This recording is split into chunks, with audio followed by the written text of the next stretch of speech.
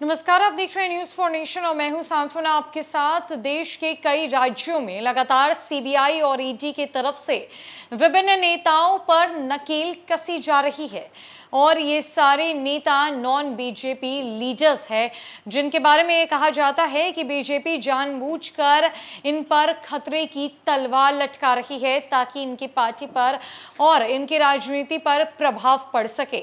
और बात अगर बिहार की करें तो बिहार में लगातार लालू परिवार पर ईडी और सीबीआई ने शिकंजा कस रखा है, जहां छापेमारी से लेकर सवाल जवाब का जो सिलसिला है वो लालू परिवार के साथ जारी है। तेजस्वी यादव पर कभी भी गाज गिर सकती है, जिसके लिए वो बेहद संभले हुए नजर आ रहे हैं। लेकिन तेजस्वी यादव के साथ कई नेता ऐसे अन्य हैं जिनकी लिस्ट तैयार हो चुकी है और अब इन पर कभी भी सीबीआई और ईडी की तलवार लटक सकती है। आखिरकार किन नेताओं का नाम शामिल है, सीबीआई और ईडी की क्या तैयारी है और ये नेताओं के ऊपर कौन कौन से केसेस लाए गए हैं, जानते हैं।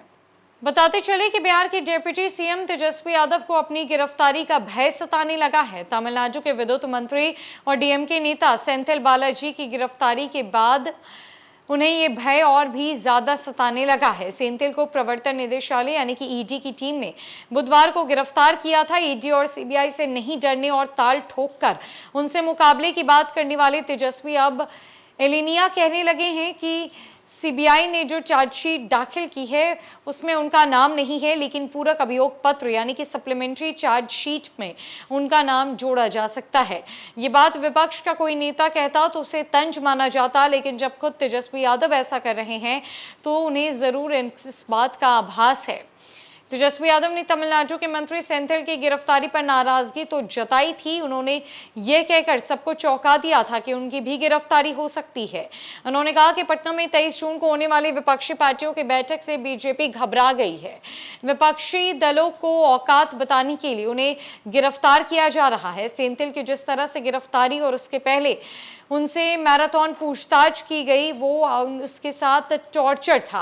हालांकि तेजस्वी ने अपनी गिरफ्तारी की आशंका इस आधार पर जताई कि अभी तक चार्जशीट में उनका नाम नहीं आया है, पर जिस तरह से देश भर में सेंट्रल जांच एजेंसियां सक्रिय हुई है उससे ये लगता है कि पूरक चार्जशीट में उनका नाम भी जोड़ दिया जाएगा। उसके बाद सीबीआई को उनकी गिरफ्तारी का आधार मिल जाएगा। गौरतलब है कि तेजस्वी का कहना है कि विपक्षी पार्टियां बीजेपी के खिलाफ जब गोलबंद होने लगती है तो बीजेपी की चिंता बढ़ गई है। अब वो अपने ईडी सीबीआई के हथियार से विपक्षी नेताओं पर वार कर रही है। उन्होंने अपनी पुरानी बात दोहराई और कहा कि जिस दिन बिहार में महागठबंधन की सरकार बनी उसी दिन उन्होंने कहा था कि अब रेड होगी।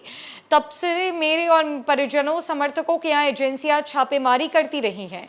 उनके यहाँ कितनी बार छापेमारी की गई इसका हिसाब तो शायद अब एजेंसी के पास भी नहीं होगा। जो जांच बंद हो गई थी उसे दोबारा शुरू किया गया। बीजेपी को ये नहीं पता है कि हमें जितना परेशान किया जाएगा हम उतना मजबूत होंगे।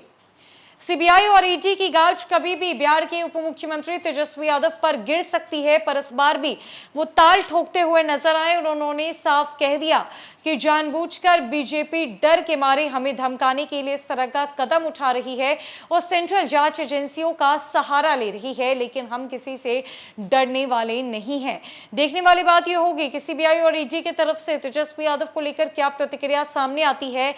क्या तेजस्वी यादव के साथ उन तमाम नेताओं पर भी गाज गिरेगी जिन पर ईडी और सीबीआई की छापेमारी जिनके घर पर पड़ सकती है। फिलहाल के लिए इस खबर में इतना ही। नमस्कार।